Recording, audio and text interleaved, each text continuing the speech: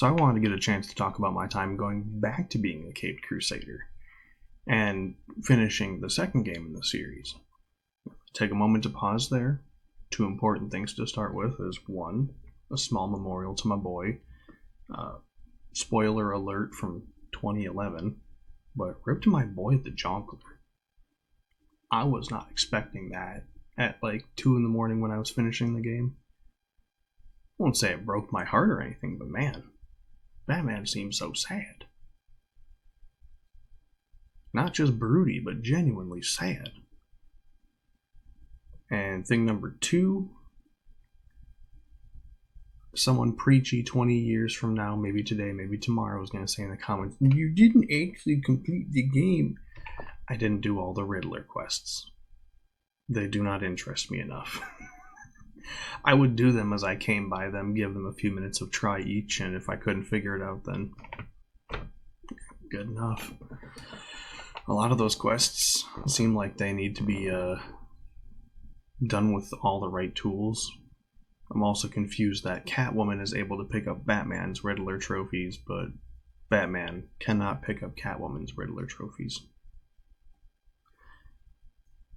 Seems like a bit of an oversight, but for a game that came out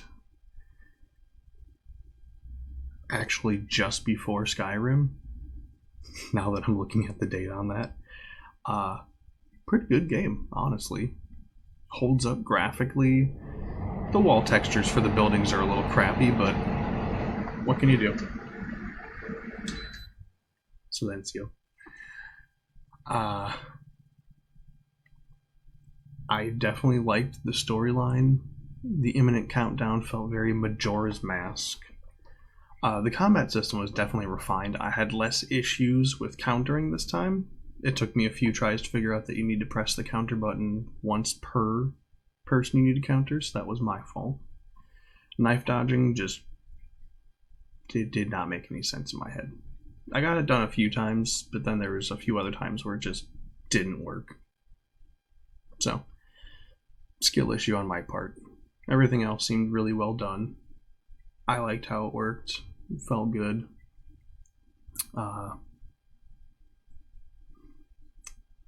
I'm still a little shook up by the Joker being just straight up dead in the series. I was never a big fan of the DC comics as a kid. I never really kept a close look. As I described in my last review video, it was be interested in things that regular people are interested in, or still be a fan of superheroes by the time you hit high school. I chose not superheroes, and going back and playing this game it's pretty kick-ass. The side quest for Zaza and side quest for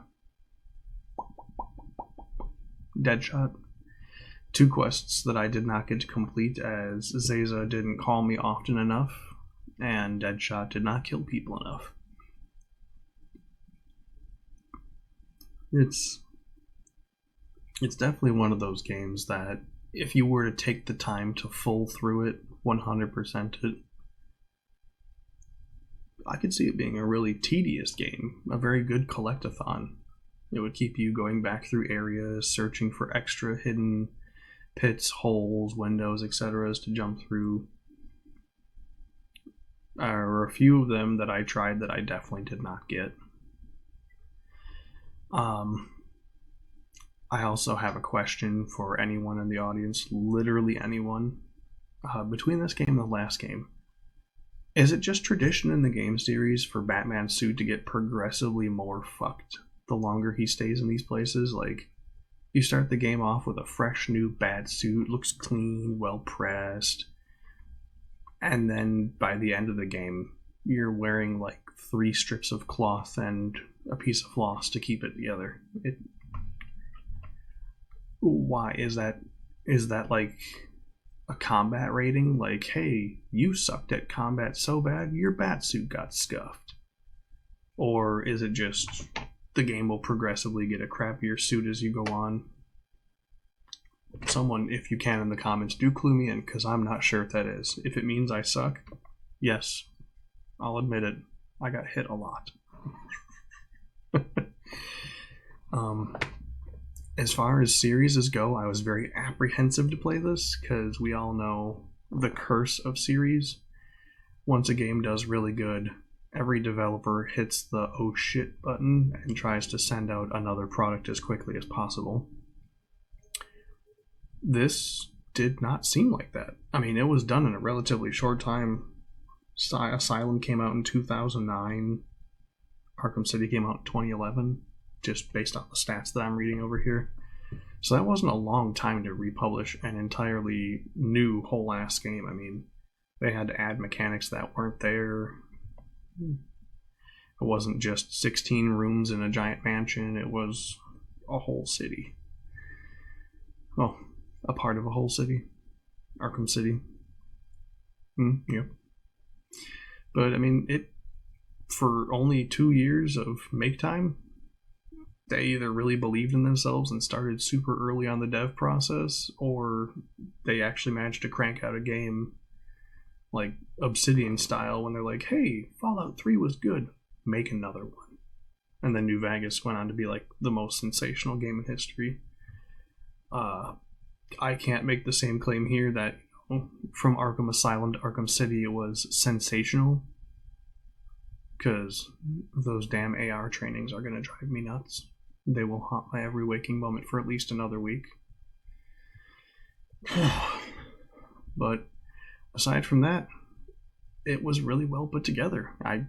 As apprehensive as I was to see the curse of 2s and 3s, I still have yet to play the third one, so the curse of 3 could still exist, but whatever at this point. I kind of am looking forward to playing the third Batman, because if it's the same level of good as this, I will have spent my, what was it, $4 on Steam super duper well. I got this game for like $3. I got the other one for $2 and $4. And it was like a 2, 3, 4 sale on Steam. Worth every penny if you haven't played these games. If you see these go on sale and you're just looking for a fun puzzler, run around, beat 'em up, buy it.